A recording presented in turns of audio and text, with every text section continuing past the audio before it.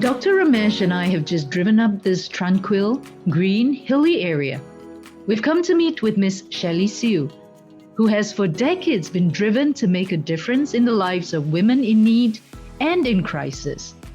The personal life story she shares with us here is interesting, but more importantly, we learn about her social enterprises, including her signature and iconic Singapore Shawl business, which supports and empowers marginalised women in Singapore.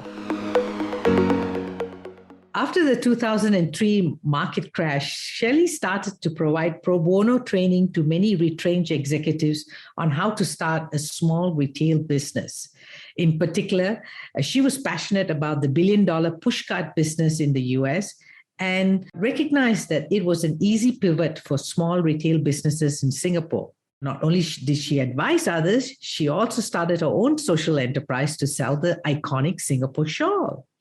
And this is really interesting because all this was being done while she was at the peak of her career with absolutely no retail experience at all. In fact, what she was doing prior to that was that she was a highly sought after corporate trainer and a conference speaker and would often command several $1,000s a day.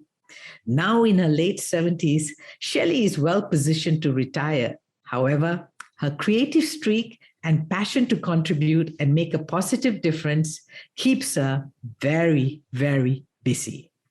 So here we are at Shelley's home, enjoying a wonderful cup of hot tea and some snacks that she has prepared for us. Shelley is someone really dear to me. I've known her for 21 years and we first met when Shelley was looking at publishing her book on the barrier breakers, and I was really honored that she selected me to be one of the chapters. And I had the opportunity to get to know you then, Shelley. Recently I was moving homes and I found that book again. I realized that in spite of the changes around me and how my own perspectives had changed over time, it was actually a rewarding journey that I've had. And I was curious as to what had happened with all the other women. There were 13 of us. And I was also curious about how you would share your story. Yes, that was 21 years ago. And if we can go down memory lane and just look back at your impressive life. Start with the Barrier Breakers. And what was the inspiration around the Barrier Breakers book? It was year 2000. And you wanted to be the first online publication? It actually happened by accident because I happened to meet somebody who was an e-book publisher, Lillian. Lillian Cole. Yes, Lillian Cole. And so she said, why don't you do it? And I said, okay, I will do it. I sat through 6 months interviewing women I thought who could share and inspire us. 6 months, I didn't do anything else. I put aside everything and I sat down and did the book. What was good was I wanted to launch it in the year 2000 because it was a new millennium. So I said, hey, it's time for women to really be featured. I picked the women who I thought would be able to inspire us, and the rest was history. It was very interesting that we had different places to do the interviews. For Dr. Anama Tan, who is such a role model for Singaporean women and men too, we did it in the powder room of the Tanglin Club because it was too noisy outside and too many distractions. So we were seated there, very beautiful. And that is something that Anama and I still talk about today, that we were there doing the interview. And then, of course, Ramesh, the techie at that time. I think you and Lillian were the first 2 techies we knew. The rest were just consultants. And of course, we've got people like Teresa Sue, a role model too. Despite her age, she was doing yoga. She was doing food distribution to the poor and the needy. Such a fine example for us. The rest were professionals. So it was my honor that all of them decided and agreed to come on board. What made it even more significant was that the Canadian High Commission came into the picture through Vivian Chiam, Yes. one of the ladies, another techie. And she introduced us, and the Canadian High Commissioner at that time was very Women empowerment. pro-women empowerment and Wired Women, Yes. because they had a group called the Wired Women of Canada. They came on board, they supported us. We launched it with the boss of Singtel because they wanted to be in this too, being technical. And it was great with such a big blast, a lot of publicity in the papers. My face was seen everywhere with the hard copies of books at MPH in the newspapers and all. Subsequently, the High Commission organized a trip for us as a delegation to Soft World Conference in Vancouver. Yes. And there in Vancouver, their minister for, what was it? You mean Deputy Minister Kevin Lynch? Yes, he put us together with the Wired Women. Yes. And that was so fun. It was the first time I saw Vancouver. After that, I wanted to go back to Vancouver. Such a beautiful place. And Canadians are so nice. Shelley, coming back to the book Barrier Breakers, I remember you had these beautiful orchids grace the cover of the book. What was the inspiration behind that? You know, you obviously have a close connection with our Singapore national flower, the orchid.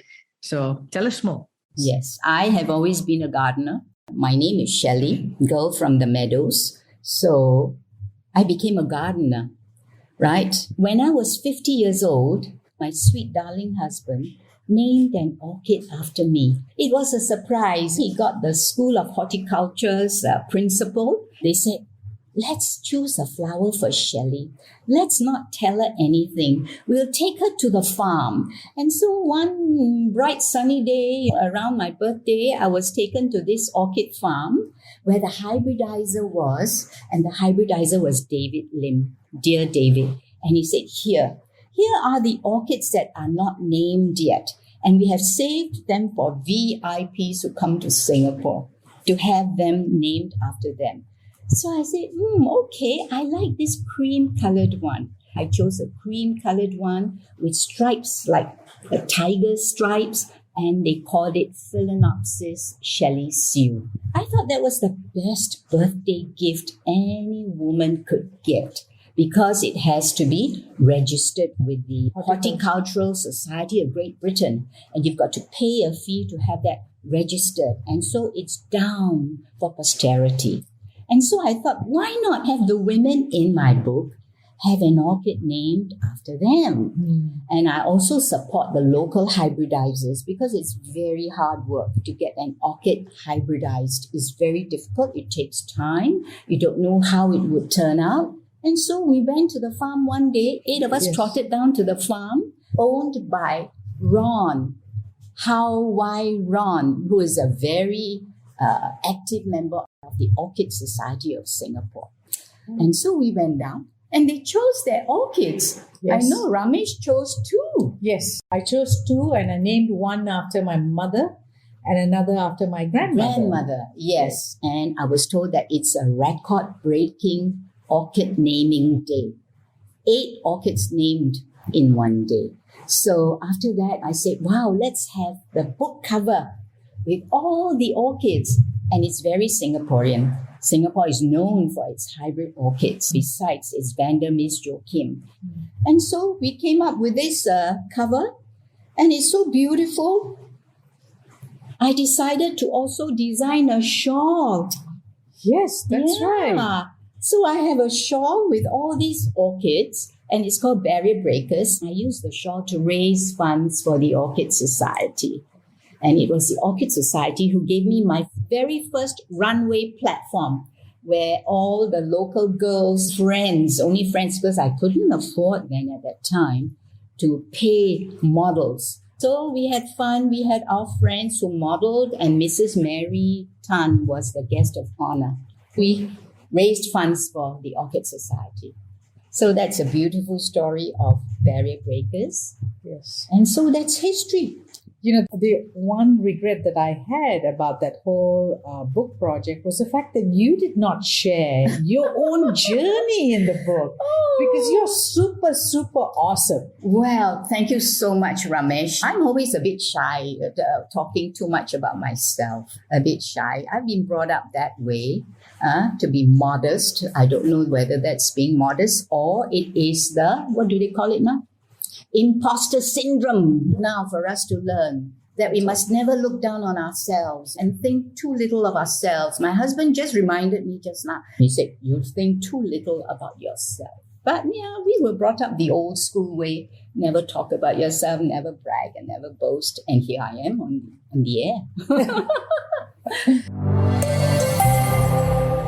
What I'd like to do now, Shelley, is to ask you to share with us how you came about with the Singapore Shawl, that whole journey from an entrepreneurial perspective, that as much as it is exciting to start and run a business, what is more important, especially in today's world, is the ability to have an entrepreneurial mindset.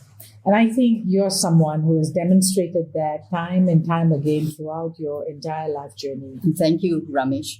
I have been told that by other people too. During my training HR consultancy days, I used to travel a lot.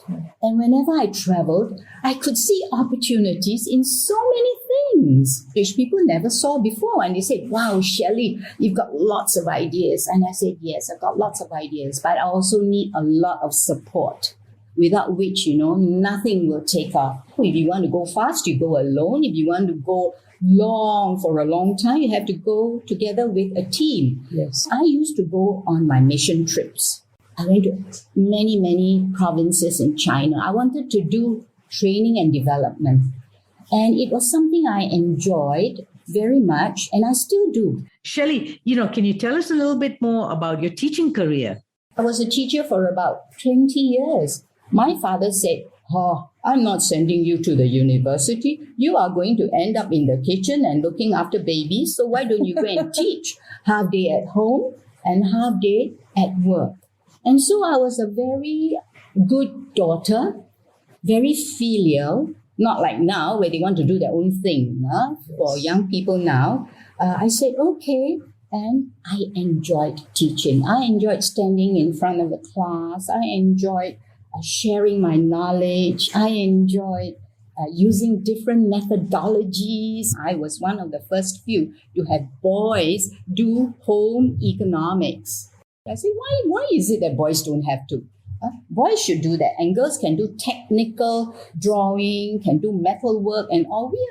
We have to be given a chance to do everything. And we should not segregate what we can do and what we can't do, because as the eldest child of a family, I had to do a lot. Shelley, I'm really curious to know about how it was growing up in those years, and what was that turning point that had you look at becoming independent, and why is it that today a lot of your work is about empowering women? I was thrown into the leadership role. Mom and Dad went to work. We had Cantonese amas looking after us, but our Cantonese amas were very old school, and they only sayang the boys and they bullied the girls. And they always say, oh, you're going to get married. You don't belong to the family anymore, And from then on, I started becoming a feminist. I stood my ground. And I always fought with the maid because the ama gave my brothers all the drumsticks and I had the other parts of the chicken. So I started finding myself and standing up for my rights. And that was how I started. And I also understand that there's so many women like me, never self-actualized, because at that time, they either became secretaries or they became nurses or they became teachers, and whatever they brought home, their salaries, they had to help to support the family. So not many of us at that time as Pioneer Generation members went to the university. I started the Singapore Shawl to help the marginalized women, because I realized we want the respect that they should give us. And so I started the Singapore Shawl. At the time when I started, I didn't even know that it was called a social enterprise. Oh. This was in the year 2003. I started going to the hotel fairs, and then I saw that they had bazaars, and I said, hey, I think I can do something to help the women of Singapore, give them jobs. Some were breast cancer survivors, some were caregivers at home. I had one who had a child who was in a wheelchair all the time, and she couldn't go out to work. I wanted to help these people because to me, success is to make a difference in the lives of people. It is to make use of what God has given you, the gift to make life better for people. I think you should start in your own backyard first. So I did that. I enjoyed designing. And the first time I started this business, I had no budget at all to order goods, which came in thousands. My orders will be very small, but I found a very dear Indian company. He was also young and just starting out, and we're still friends. He carried his little suitcase of samples, went to look for me at CK Tang. Both of us sat at the stairwell to meet and to talk business. So I said, I'm very small. I can only order 20 pieces of this and 20 pieces of that. And also, I don't want my designs to be all over. I wanted them to be exclusive. And so he said, that's okay. In the beginning, it was always money up front. But after that, they didn't even ask for payment. So I'm so grateful to partners like that, in the beginning. And of course, I couldn't have my own design, my own graphic artwork then. I chose and selected shawls, but added my own embellishments to make them different. Now, nobody wanted to do that because you've got to pay for labor. Some shawls are damaged when you are handling them. I added our joachims, I added embellishments, crystals, and that differentiated my shawls from other competitors' shawls. Wow. So yes, when you start business, you have to say, what makes me special? What makes me different? So that's how I started. Yeah, they call that the unique value proposition of any business. Yes. And I think you have instinct where you can just pinpoint, this is where I'm going to work on it and make it special. Yeah, and nobody had the Singapore Shawl. So the first time I went to STB myself, I said, how should I call my shawl? Should I call it Shawls by Shelley? And I found that it was a little difficult, too many SH there, And then they said, why not the Singapore Shawl? So I had their blessings, right? And I called it the Singapore Shawl. And no regrets, because the Istana wanted the Singapore Shawl, the ministers and the ministries wanted the Singapore Shawl. Eventually, I came up for men. I had shirts with the orchids on them. I had a lot of fun. So I think, first of all, you have to use the gifts that God gives you to touch lives and to make the world a better place. And in doing so, we become very happy and joyful, right? And the joy will transcend to how we think and what we do. And this affects the circle of people around you. And it brought me a lot of compliments. So that was designed for me, the Singapore Shawl. Yeah, but I found that having all these Ahns and Assos at my counter had problems. They were looked down by, sad to say, some of the management staff. They were looked down by customers, and I found that I had to stand up for them and fight for them. For example, I had one couple come to the counter, looked at so many pieces of shawls, made them take up from the drawers, our stocks, and they were criticizing so many pieces. I think it was about 20. Wow. I was standing at the side away, just observing what was happening to my dear aunties and assos. Eventually, I said, this is too much. I went up to them and I said, hi. I said, I see that you're not happy with our shawls. In this case, we will not sell you our shawls. And then the guy said, where is the boss? I want to speak to the boss. I said, I am the boss. Then they said, oh, then I want to see the store manager.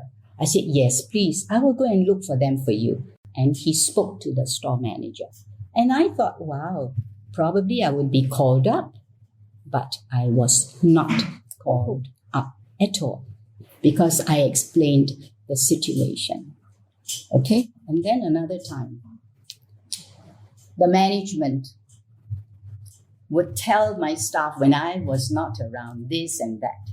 And I told my staff, don't say yes. Tell them to speak to me. And if you're not in the good books, even though we were doing very well, and store location is so important, we were always up front at the main door because we were able to bring in sales. But if they're not happy with you, they would relocate you. And one day, one of our president's wives went on her own. And she said, Shelley, where are you? I cannot find you. And I said, oh, Mrs. Tan, I'm here behind the wall. She came behind the wall. And I also had another very VVIP leader here. When they come, they're very low-key, no pomp and ceremony at all. And even though we offered to carry the bags for them to the car, they said no. And that's Madam Ho Ching. She was very low-key, very appreciative. And she bought my shawls to give away as gifts to other VIPs. And we have one piece called Temasek. Oh, I designed a piece called Temasek. She bought the bamboo shawl from me too. So those are some of the anecdotes I can tell you. And I also stood on my 2 stubborn feet and I refused to give in when one of them said, Shelley, we want to have guaranteed sales from your counter, from everybody. I was doing very well at that time, but it was not high enough for them, Right. Yeah. So I said, sorry, if you're going to do that, I'm going to leave. And I told Madam Yufu. Madam Yufu said, hey, I know the boss, let me speak to them. I said, no, it's okay. It's my battle. And so even though we did very well there, we left. And I found out, after we left, they did not impose that term on all the other vendors. So I was the sacrificial lamb. But it was like cutting your nose to spite your face. So they lost me. Of course, other malls were welcoming me. But it was sad because we were really doing very well. They're top 3, top 5, in terms of turnover. In fact, for me, I enjoyed doing presentation. Yes. I had that carried over from my training days. On Saturdays, I would go to the counter. I would stand on my little soapbox and I would speak to the crowd. I would say, can you name the name of this orchid? When was it named the national flower of Singapore? And all these trivial questions were very good for Singaporeans and for tourists. And I would give out little gifts. And that drew a big crowd. So much so that the management said, Shelley, can you do it at our main door downstairs and draw in the crowd? And I said, I'm so sorry. I would like to draw the crowd at my counter and not be at the main door. Exactly. That would be so funny for me. As it was, I was the only one professional standing on a soapbox, on Saturday afternoons doing my own thing. But it was fun and it made a lot of difference. And it created the shopping experience. Correct. And they all looked forward to that because I gave out gifts, scarves, little scarves. I was very happy doing it, even though my family was dismayed. My former consultancy staff, they were dismayed. And who else? Oh, Professor Gopinathan came to the counter and said, Shelley, what are you doing behind the counter selling shawls? I'm going to get Gimling to come and collect you. Because retail was frowned upon. Yes. Now it's different. Now the millennials are doing new things. So even though with the degrees that they have, they're still doing their own thing. So I was ahead. Now they call this artisanal, whether it is making soap or coffee or Yeah. shawls. Yeah. It's about expressing yourself. And no stigma at all. There must have been some personal crisis that you encountered in your life. And I remember some years back you had mentioned about the time when you had left Singapore to go to Macau and then you came back. Yeah, and I was wondering whether you could share that period in your life and how you overcame that and what did you do? Because people are living in such a disruptive time right now whereby it's so uncertain that they're not sure what they can do. Maybe you can inspire them with what you did. I think we need to learn to pick ourselves up. I was a go-getter, even though I was only cloistered within the four walls of the classroom. My heart and my soul was always searching the world. What can I do out there? What can I learn from the outside world? And so when my father, who was a bank president in Macau, he founded the bank there, passed away very young at age 59 of cancer, we were invited by the chairman to go over as a second generation family. Of course, I jumped at the opportunity, even though my children's education were affected. Why? They were in good schools here. When they first went over there, even though they went to an English school, everything was in Cantonese. And so I had to have a Cantonese teacher come and provide tuition for my daughter in Cantonese. And yes, I enjoyed my life. They're very status conscious, okay? Bank president's daughter. You can't be riding in your car and giving a lift to other people. You've got to hold your status. And when I went down, I'm a very hands-on person. When they had events and all, I told my husband, let me come down and help. They said, no, a president's daughter must never come down and help and do all these things. And I found it very strange. Even going to the market. Why must you go to the market? Why doesn't your ama go to the market? I say, I enjoy looking at all the fresh vegetables, the jumping fishes and all that. I enjoy it. And why must you go out in the evening, in winter time, to teach night classes in your church? At that time, I was teaching the migrants from China. They all left China. They came out into Macau looking for a better life. I taught them English in my church. And that's how I work as somebody who's doing God's work, loving our sisters and brothers. And so we had a nice life. It was a high life. It was entertainment every day, playing mahjong with tai-tais, wearing that same tai-tai ring to be in the club. That frivolous. But the time came and I said, this is not me. I want to do something more meaningful. And so I gave up all that and I got a job at the university. And it was not difficult for me to get a job because our bank was already awarding scholarships. And I was on the scholarship panel. And so I got a job, trotted to work, driving my car, a well-dressed tie-dye. Then I said, I might as well take up some classes. And so at the age of 35, I became a student again. They allowed me to lock my office door, trot off to class, sat down there amongst all the young students and did what I loved most. That was language, communication, literature. And they accepted me very well and I was able to contribute. In fact, I overwork. One of the habits of an entrepreneur is not knowing to say no. Yes.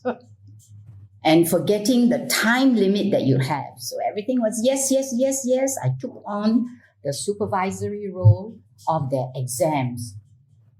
GCE O level. What to do when the typhoon strikes? Oh, wow, I had to make all those difficult decisions. And I overworked. And I came down with symptoms of TB. I failed in the patch test. And you know something? It wasn't only me. My whole family came down with symptoms of TB. But I was the only one who was looking gaunt, who was losing weight, who was coughing a little bit. And that worried the whole family. So we packed up very quickly and came back to Singapore. I didn't want to because they were going to offer me other positions there.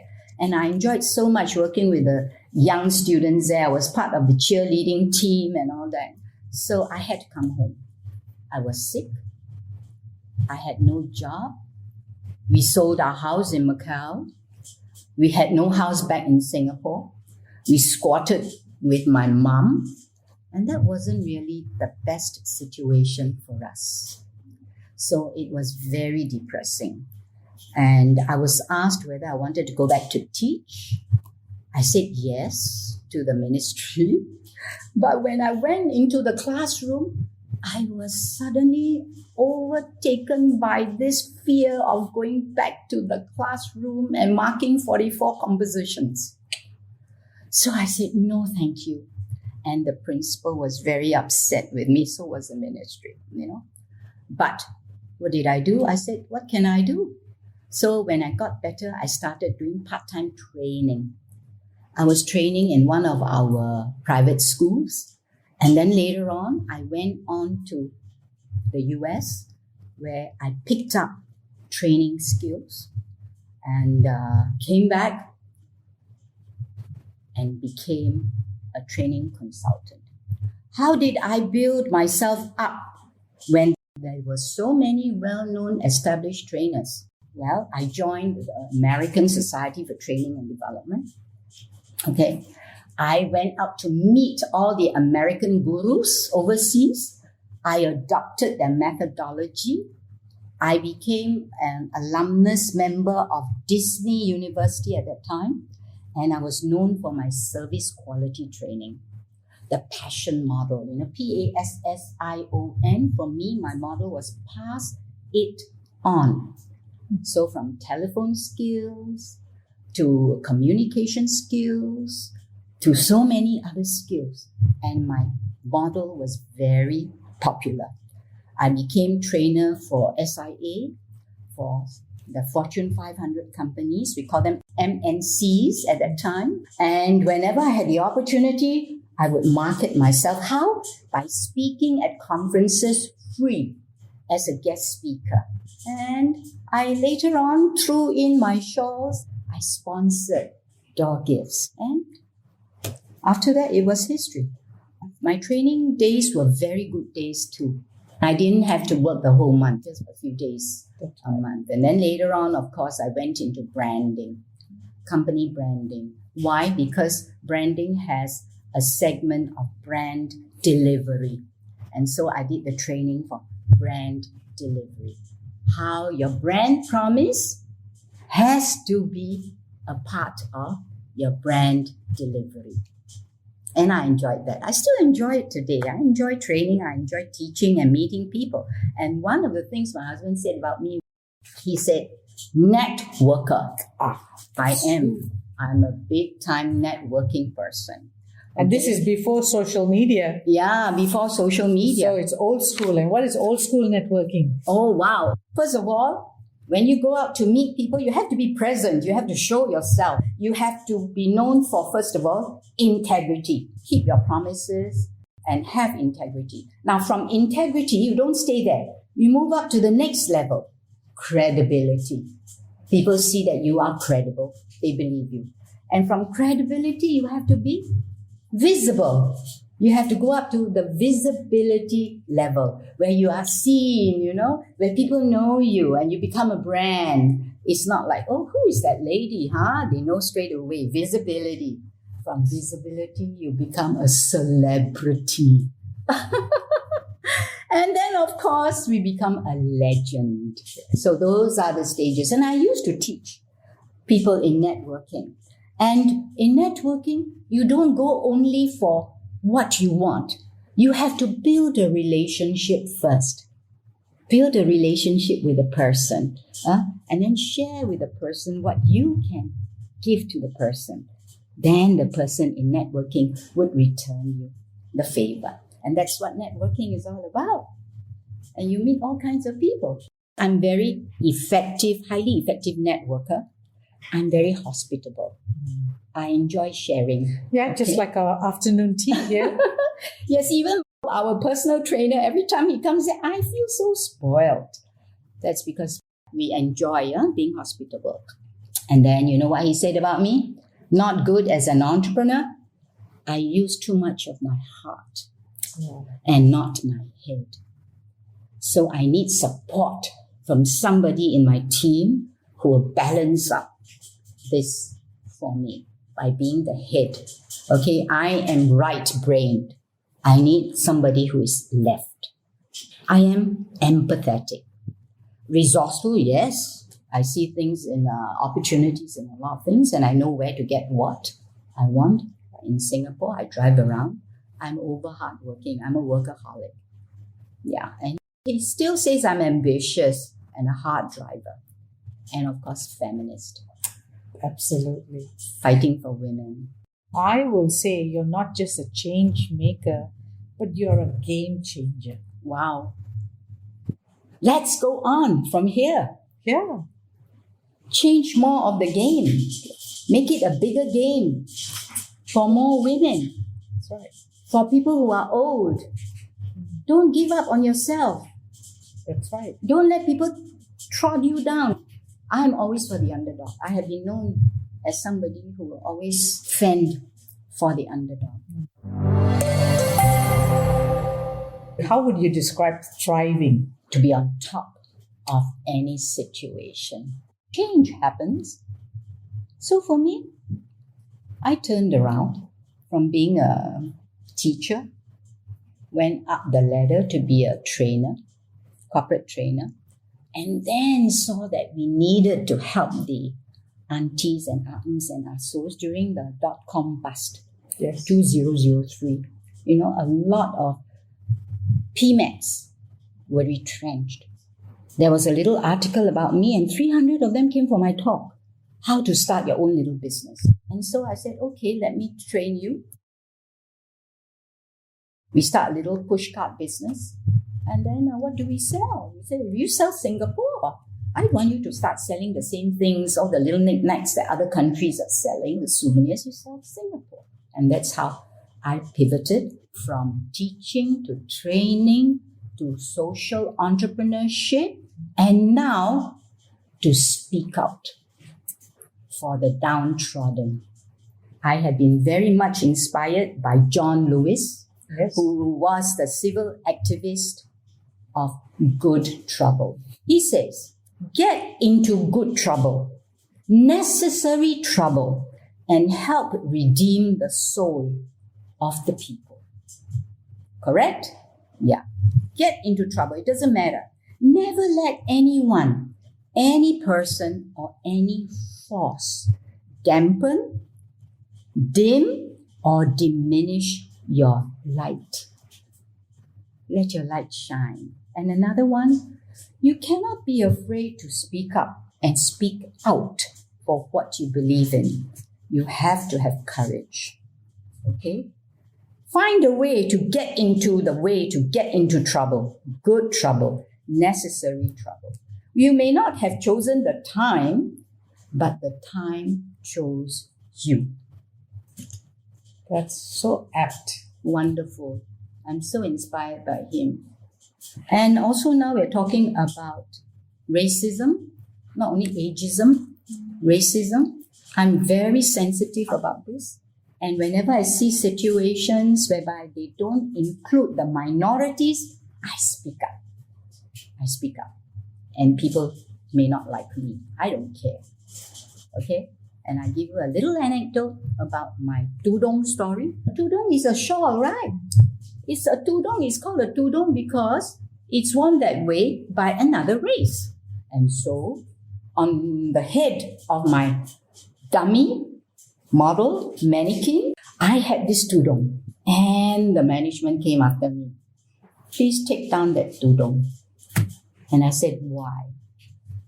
I refused to take it down. I left it. It is also a shawl. It is a scarf. Okay, in Europe and all, we ladies wear tudongs. Right, beautiful, elegant. But a few months down the road, when they opened a store in Malaysia, they invited me, Shelley, bring your tudongs. I think we need to know when you are right. You make your stand and you don't have to worry. Stand up for what you believe in. Absolutely. Yeah. I wanted to ask about your spiritual journey. Yes. What is spirituality in your life, right? It's always God Almighty. And then when you have an idea, God bless the idea. Show me signs. And if you go ahead and nothing comes in the way, you just thank God for the opportunity. You thank God for the idea. Because for me, everything comes from God. That's my belief. And I fear God. And I will never work with anybody who doesn't fear God, who doesn't have integrity. I'm also donating my shawls to help my church raise funds for their missions. But I think missions overseas, they should look at missions locally first. Because we have a lot of needy people in Singapore. It's not just overseas. Wonderful. And do you think that it's possible to live a simple life? Yes. How would you do that? So what's a simple life? Different people have different meanings of a simple life. Absolutely. Yeah. My simple life, I would love to have a garden. My garden. The plants, the growth, the creation of different plants is all God. We see God in a garden. The house doesn't have to be big. Enough for us, okay? A garden. And then for me, music is important. Like today, I was listening to my BBC classic. And of course, a roof over your head, enough to spend. You don't need to go shopping anymore. Some of my clothes have lasted me for ages. We take good care of them. They are not very trendy, up-to-the-minute fashion. It doesn't have to be. For us, I think we should be classic dresses and not just trendy. I don't eat a lot. I eat healthily. Don't gorge myself. My simple life, yes. Do I need to be on a cruise? I don't have that anymore because I've done a lot of what luxury cruises are like, and I've traveled a lot. And now, of course, my husband can't travel. So that's out of my to-do list. It's to be here in Singapore, to work for the community, to develop the community. I'm doing gardening for the community. They're asking us to do community in bloom. We are growing vegetables to donate to the one-roomers, all right, the rental apartments. So they have asked me to be a green ambassador. I've signed up. We have the experience. It has been a wonderful session to reconnect and to hear your journey, Shelley, and to be inspired once again about what's possible. Thank you for your hospitality and the amazing work that you're continuing to do. Thank you, Shelley. Thank you, Dr. Ramesh and Ms. Shelley Siu.